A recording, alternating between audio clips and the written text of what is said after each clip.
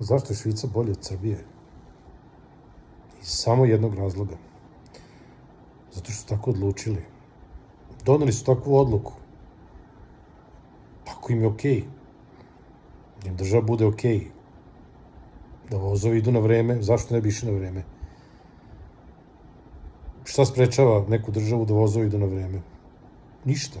To je stvar odluke, ili tako? Treba da krenu toliko. Šta sprečava jednu državu da, kad padne sneg, da ga očiste? Ništa. Odluka. Pa ne, znaš, mi smo, pala je kiša, nismo znali da će, pao je sneg, palo je, a ne govorimo o pohranjenim parama u trezore, ali to je moguće. Što bi Švajcarci samo mogli da budu nezavisna država? To je stvar političke volje.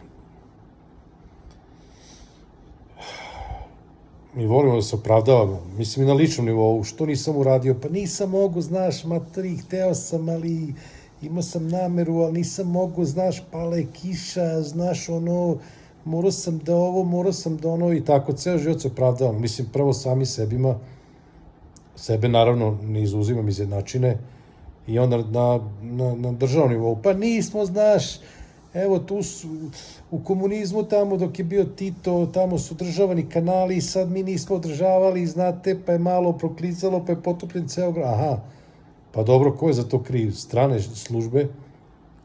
Ko je kriv? Zavere protiv Srba, šta? Mislim, što se nešto ne održava, brate, ne znam. Što tamo lokalci se održavaju, ne čekaju vlast da dođe da popravi, nego u selu dođu, ne, ali znaš, ti ne razumeš, ti nisi, šta ti pričaš, ono, nemoj da, stalno isto, stalno opravdanje, ono, Balkan je jedna reka opravdanja, ono, i ništa. Svaka generacija koja dođe samo zatekne neko sranje, mladi beže i tako, to je to. Eto, zato je bolje.